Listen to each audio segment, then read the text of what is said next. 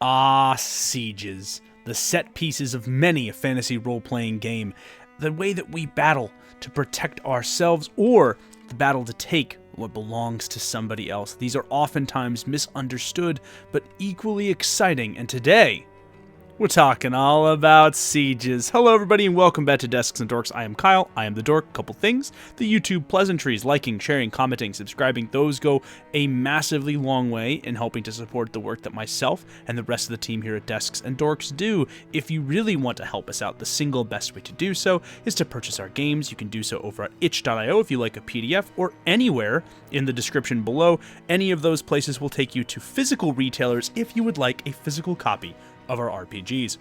With that out of the way, what are we talking about today? We are going to break down how to defend and also how to attack the ins and outs of sieges. I imagine this as a kind of, shall we say, medieval appetizer sampler, a introduction to how a siege would work in a military sense. This is not going to go super in-depth, but it's there to provide a little historical verisimilitude for your games. As always, my training was as a Eurocentric medievalist. I always bring this up because those cultures, those time periods, they are worth interacting with. Again, I don't bring up other cultures because I don't feel like I have the nuance, the training, or the understanding to approach them with the respect that they deserve. However, this bears special mentioning in siegecraft because fortresses elsewhere in the medieval world are vastly different than medieval Europe, and the ways that those fortresses and fortifications would have been set up, approached, and attacked varied wildly. Now, again, there's some similarities. A castle is a castle, a wall is a wall, but again, this bears special mentioning here because siegecraft and fortifications are wildly different along cultural and geopolitical lines. I almost want to call it geography lines, but you get the idea. Also, if you're going to do horrific stuff, which does happen sometimes in sieges, I'm not going to be going over the nitty-gritty of what happens after a siege, but again, if you're going to lean on that stuff, just lean on your safety tools, check in with your players, and make sure that everybody is doing okay and holding up all right. It's our responsibility as game masters. So, with that out of the way, let's talk about sieges, and much like real estate being all about location, location, location, sieges are all about layout, layout. Chances are you may have seen maps that look kind of like this one, and no particular shade at paths.peculiar. This was the first map that popped up, but maps like this one do a poor job of representing what a medieval fortification would look like. If anything, this is not a castle, this is a hastily erected defensive implement, but again, having large stone walls means this probably wasn't hasty. Something to bring up right now is that siege fortifications, or fortifications in general, particularly stone ones, were costly, time-consuming to make, required a great degree of expertise, and a lot of moolah in order to establish, so they would not have been made like this. You see, actual fortifications would have looked something like this. This is a castle in Wales, by the way, and you'll notice that there is a sort of flow to how the castle works. You would have actually gone in through what is called the office wing,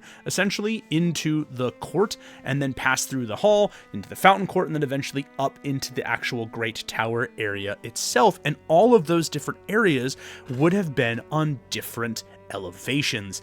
This is especially important because one of the biggest weapons and one of the biggest defenses against the attacker is height and gravity. I have made a wonderful diagram to show you and depict exactly how this would have gone. No expense was spared in the making of this artistic endeavor. But again, it kind of goes to show you castles would be made in layers. The idea behind this is if somebody is attacking at the bottom, you can hit them from all three layers. If somebody is attacking and has taken over that first layer, that first tower, you can still attack them from the second and third rung. If somebody takes the second rung, you can still attack them from the third, and they're always going to be at a disadvantage.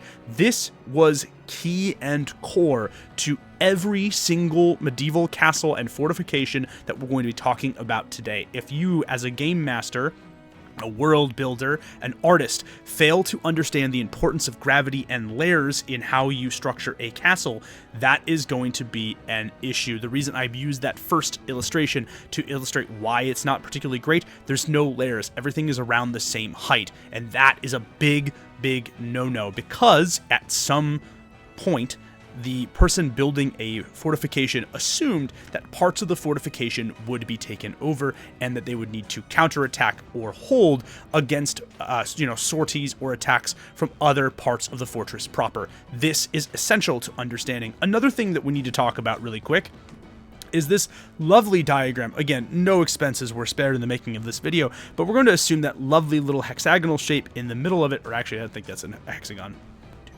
1, 2, 3, 4, 5, 6. Yeah, it is a hexagon. Haha, I did it. This hexagonal shape in the middle is our castle, and even if you were poor, and even if you could not or did not have the time and resources to make a full structure, a full castle, what you could do is dig trenches and ditches around a raised mound or natural hillside and throw fortifications up around that. That hexagon being representative of the kind of motte and bailey that we'll be talking about later. In fact, trenches, fences, and barricades, not just is that a great cover band name, but it's actually indicative of medieval siegecraft in general, much like how the medieval army would have worked on what was cost effective and brutally useful. Medieval siegecraft follows suit. If you could not or did not have the time to establish or set up actual fortifications, if you were, the besieger rather than the besieged, you would do what you could with sharpened stakes or sharpened pieces of wood stuck into the ground. If you'd had the time and you knew you were going to be there for a long time, you would dig trenches or fortifications into the earth itself. And again, barring that, if you had extra time, you could use loose stone and gravel or loose stone and earth to make makeshift walls to protect yourself from counterattacks when you are the besieger. Again, it's really important for us to take into account that the medieval army operates under what is both cost effective and brutal, right? Steel is expensive, life is cheap in many of these cases, and so if you can't build the best, you will do whatever it takes to be brutally effective. Trenches, fences, and barricades. It's another important thing for us to talk about, but I love this little pop culture induction into the world of sieges. If you ever liked Game of Thrones, there's a wonderful scene where Jaime Lannister and Sir Bronn of the Blackwater are actually showing up to one of their allies during a siege, and Jaime points out that there's no defensive fortifications dug to protect the besieger from an approaching army that is trying to relieve them. This is one of the most interesting pieces of dialogue, and it's also indicative of another thing that I want to point out that is critical when we are discussing medieval siegecraft. Most medieval sieges did not succeed. That is something that is a Hollywood cultural flourish, a flourish of entertainment. The majority of medieval sieges did not succeed, and they were usually, and I say usually because there are exceptions, they were usually broken when a relief force arrived. This is why I bring up Jaime Lannister's conversation here with the Freys, who are his allies, because if you are the besieger, you would have been digging in defensive fortifications of your own to protect from counterattack. Not necessarily counterattack from the people that you were besieging, but from counterattack from the individuals or the armies that were supporting them and could potentially break your siege. It's an important thing to take note of. Now, let's talk about the types of fortifications that would have been employed in medieval Europe at the time. And again, I think these are super helpful if you're trying to make a game because they give you a little bit of leeway, a little bit of flexibility with the types of things that you're going to make. The first one is the simple motte and bailey. That was my hexagonal drawing. This was the simplest to make, the cheapest to produce, and the fastest to construct in terms of fortifications. It could be usually a wooden wall on a large earthen embankment with a wooden palisade around that, and then additional embankments or additional mounds of earth sort of assembled from there. This was simple, it was cost effective, and it could be made in the field, which is especially important. Imagine for a moment being on campaign and needing to actually do battle or needing to fight.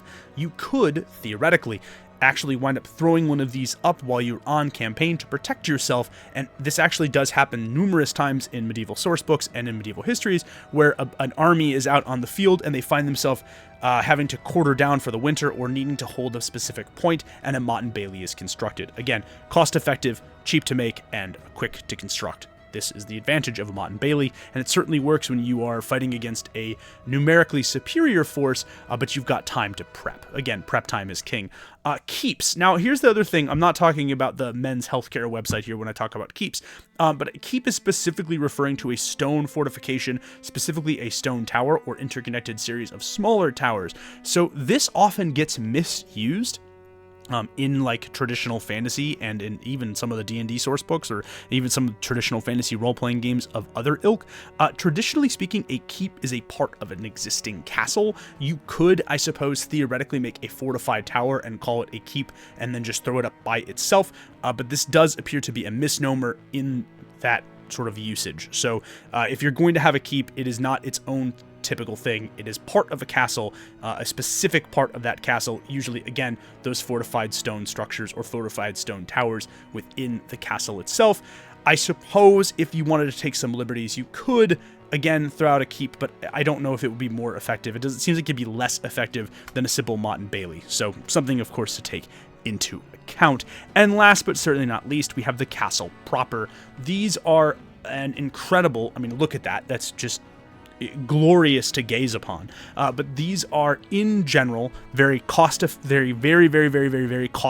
to construct. They take a lot of time, a lot of expertise, and what's really interesting and really important to take into account is not only were these symbols of status and power, right? The site of a castle in many ways could help maybe stop a revolt from happening, because if the lordship has the ability to make that happen, you and your buddies are probably not going to last very long in the event of an open revolt. But it's really important to take into account that castles, true castles, proper castles, took the idea, the concept of the Motte and Bailey, that elevation through those large earthenwork mounds, and elevated it to the next level. Usually these would have been built onto cliffsides, mountaintops, or anywhere which would have been difficult to assail. Really, the castle is a work of not just wonderful engineering, but natural engineering as well, taking into account the features that Mother Nature gave them in order to protect themselves. This is the essentially important part of the castle. It is everything that the medieval engineer could do to make this place hard to destroy, completely unassailable, but it is also taking everything the natural world gives it to make attacking it that much more difficult. There's quite a lot of bleed over between these concepts, though, and let's be real for a second. Most of the medieval people didn't particularly care what they were called so much as they worked. This is a big issue with the scholarship here, but they're just, in general, they're more concerned with the practicality of their formations and fortifications rather than the actual dictionary definitions of them. So, again, while I do mention things like this, the keep is a tower within a castle. Again, for the most part, the medieval soldier or medieval siegecraft person would mostly just be like, who cares what you call it so long as it keeps me alive at the end of the day. Remember, these people are brutal pragmatists. They don't necessarily spend all of their time, coming up with dictionary definitions for such things. A couple of things we need to go over when we are actually talking about the defense of a castle. Well, the walls of a castle would certainly be used. The battlements of a castle certainly be used to shield archers, or those using ranged weapons to protect their fortification. These would have been built a couple times to hang off of the castle walls. The advantage to this is it extends the archer's field of vision. The thick wood would have protected them from projectiles, would allow them to get better shots. I believe, if I'm not mistaken, Richard the Lionheart was slain by an individual standing on one of these, which is kind of intriguing, especially useful with the crossbow. And you could have people pass you ammunition or additional weapons, essentially without fear of either of you getting harmed. So that's an interesting thing to take into account. The other thing to take into account is that gates, particularly castle gates, would have things called murder holes. You can see those dug right into the arch, where you would pour, oil, water, drop stones, shoot arrows at the enemy. All manner of particularly nasty business would come from something called a murder hole. Again,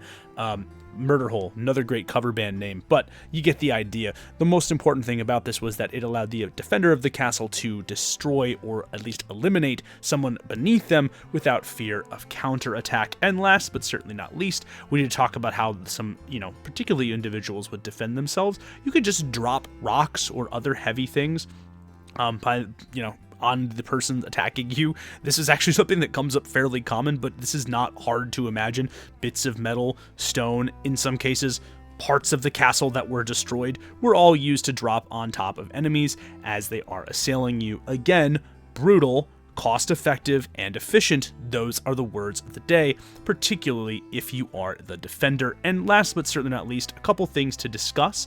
Rationing did happen in sieges. It was important for the defenders to keep things like food, particularly not scarce, but to keep them, essentially to keep them fed. So rationing did happen in order to protect these medieval fortifications.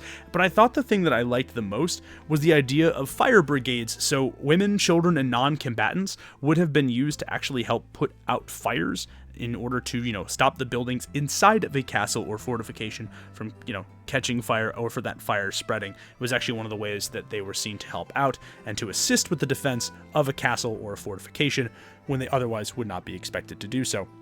All of these are things to take into account when you are planning your own sieges in your own games, and I think it's super important. Again, this is a community coming together to protect itself during a dark time. Something to consider. But now that we've spent a little time behind the castle walls, let's talk about what it was like besieging the castle walls. I've included a picture here of a trebuchet. Something to take note of is that trebuchets, despite being many people's de facto favorite siege engine, could also be used not just to level walls, but to lob things over walls. We know this to be true because medieval Europeans would occasionally engage in things like biological warfare, throwing sick animals or diseased animals over the castle walls in the hopes of spreading sickness to the people inside. But again, trebuchets would most commonly be used to tear down one particular part of a fortification. It's really important for us to discuss the taking one particular part of a fortification, because remember, castles are time consuming to make, they're expensive to make. You only want to destroy one part of it, because then once you take the castle, you only have to repair one part of it. Ladders would also have been used to help scale the walls. So I actually loved this one, and I remember I told you that my expertise does not usually extend past medieval Europe, but I love this contraption. This was a Chinese medieval invention used to help actually attach ladders to besieged walls. Again, this is a much more useful, a much better way of doing it, I think, than the typical medieval siege ladder. Later on, contraptions like this would be adopted in medieval Europe, but the Chinese were the first to do it. So remember when I said that culturally besieging looks very, very different in certain places? This is one of the things that I was talking about. Again, other than ladders, we use things like catapults. Again, it's very important for us to take note of that a medieval besieger doesn't want to destroy all of the castle. You really only want to destroy one part of it, because in doing so, you get to keep the castle afterwards. Another thing for us to take into account is that siege equipment is not just costly to make, but it's large, it's heavy, it's slow to transport, and as a result, you really only build it in one place, and then afterwards you get rid of it. This is important for us to consider because sieges were multi-pronged affairs. You would use every weapon and every tactic in your arsenal in an attempt to breach the walls, so you would use everything, everywhere, all at once. It was not uncommon for you to use a trebuchet, for example, to attack one section of a castle, while using ladders to scale a different part while attempting to batter down the doors. Things like siege towers, which you can see to the far right of this picture, were in fact used, and I didn't mention them in their own section because their effectiveness seems to be pretty dubious. They were used, for example, with some effectiveness during the Crusades. However, in that same military incursion, they were met with resounding failure. So again, your results may vary. They're just very dramatic, but they were far less effective than things like ladders, trebuchets, catapults, and sappers, which we're about to talk about right now. Sappers were a group of people that would burrow under the fortifications and then eventually burrow under a tower, and then they would remove the supports and the tower would collapse. This is an incredibly dangerous job. I don't think I need to tell you just how dangerous it was to be underneath a tower that you are trying to collapse in on you. And while it was particularly effective against some things, it was not always the kind of thing that you necessarily wanted to do. Remember, you want to keep the castle, you don't want to destroy the castle, and so you would usually pursue or use sappers to take out a tower or individual piece of the fortification rather than the entire thing, mostly just because it just took a long time to do as well. Another thing that doesn't come up a lot, and something that I did bring up a few times already, but if you were the besieger, it was not entirely out of the question to erect fortifications around your camp in order to protect from relief forces. This is an example of what a Roman barracks would have looked like. This is one that would have been hastily constructed, but most of the time it would look a little more like this. This is a great example of using wood and basic materials to create fortifications, thus allowing you to continue the siege, but also to make sure that you are not completely and utterly removed from the time stream when the allied forces get there in an attempt to relieve the castle that you're trying to plunder. Huge deal, and something that does not get talked about quite enough. Again, you want to be able to protect yourself even while you are attempting to plunder and destroy the enemies around you. And with that, my friends, it brings us to the end of the video proper. I know this was a shorter one today, but I wanted to talk a little bit about Siegecraft. After this, I will be having a conversation, answering some Q&A questions. If you would like to join the Discord, that's where these Q&A sections are asked. The link to the Discord will be in the description below. But until next time, I am Kyle Ott for Desks and Dorks. Guys are amazing. Maybe get yourself some Desks and Dorks games. QR code, links in the description. But regardless, you guys are absolutely amazing, and I'll see you in the next one. Peace. Hello, Dad Bod. It's time for the Q&A section. For those of you who are new, if you remember the Discord, you can join the Q&A section. This will get you ask questions that I answer in these videos if they didn't get their own section. So, Twin Steel, lots of talk about ahistoricity of pouring hot/flaming oil on people. Where did the trope come from? I imagine Hollywood. This is a wonderful sort of flashy way of doing a siege, Twin Steel, and I think it usually gets its big start in Hollywood films, particularly in the golden era of cinema. I think this is part of like Excalibur and like the original Ivanhoe, but that would be my guess, because flaming oil does not get a lot of use, because oil doesn't see widespread use in the Middle Ages, and when it is used, it's used for way more important stuff than sieges. Just drop the tunnel or drop a rock on somebody. Iron Bones, when digging a breaching tunnel into the Dark Lord's sanctum while the fortress itself is under siege, what time of day is best for the breakthrough? Well, it depends if they're a literal Dark Lord, because like if they're a Dark Lord that they're probably asleep during the daytime, I would do it then. But if they're a Dark Lord that's a morning person, probably at nighttime. It just depends. Yeah, you gotta know your Dark Lord, I think. Adjudicator asked, do I watch Todd's Workshop? I do watch Todd's Workshop, which is cool. I know he did. He built a trebuchet and does experiments using it based on things said in historical manuscripts and records. Yes, he does a very good job. I liked his experiment on the longbows in Agincourt. That was a pretty cool. That was a pretty cool episode. So yeah, Apprentice Salesman. Really important question for my upcoming campaign. What would the layout for the aggressing force of a siege be, both in realistic/low fantasy and high fantasy settings? So let's do low fantasy and realistic first, because that's the easier one. We talked about how there would be fortifications dug around the besieging encampment to prevent from counterattack. I think that's the one thing that people who are making those settings don't take into account. You need trench systems, you need ditches, you need fences, you need barricades, you need all of the things that are going to stop a relief force from sweeping through and completely knocking you and your besieging army into next week. It's very, very, very, very, very important. In high fantasy, who knows? Because if every side has ready access to magic, it's basically just going to be a chess match of whose wizards are better. So that would be my thing. Adjudicator. Minas Tirith was inspired by the real-world Mount Saint Michel fortified monastery. What would be some differences between besieging Minas Tirith versus Mount Saint Michel? Just the first question that popped into my mind. That's a really good question, because I think Minas Tirith, again, goes back to like high magic sort of things. And people keep telling me that maybe Lord of the Rings is low fantasy, which I don't think is necessarily true. I think the known presence of magic is a thing. I think maybe Middle Earth after the events of the Lord of the Rings are a low fantasy setting, because the elves leave, the dwarf kingdoms are in such massive decline that they're basically non-existent. Sauron is defeated, but you'd be adventuring in the shadow of those events. Regardless, the besieging looks really, really difficult. I think the ultimate way of doing this would be starving them out, which, depending on the stores of supplies, is going to be a huge problem. But yeah, I think regardless, you just have to starve them out, because like no force, no attacking army or contingent is going to be able to handle that. So I think starving them out, Adjudicator, is the thing. Iron Bones. How much damage can a kobold with PTSD, a +3 shovel, and a bag of holding filled with explosives do to the forces sieging his friend's city? The answer to that question is quite a bit. The answer is a lot. The answer is a metric ton of damage. I'll be honest.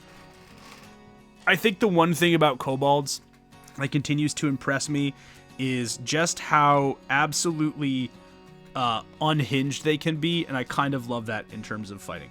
Hingle McCringleberry, what's up, Matt? asked, what is the superior siege weapon and why is it the trebuchet?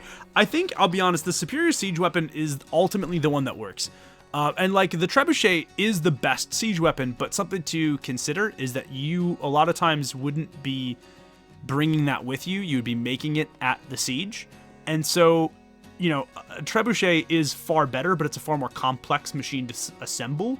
And maybe you don't necessarily have the time for that. So I think, you know, if time is not of the essence, yeah, it's always going to be the best one. But like, you know, I can make 12 ladders and a battering ram probably before I can make the function in trebuchet. You know, which of those things gets me into the city faster, or more to the point, which of them gets us into the city before the enemy is there to relieve them. So, but yeah, I think that's a huge thing. Adjudicator. Also, did they use black powder bombs to breach the walls like in Helm's Deep? Yes, those are called petards, and they would have been later on an advanced form of sapping. So before sapping, you just dug under the foundations, but petards you would have used for there. Also heard somewhere that during periods of plague or death, they would have catapulted plague bodies.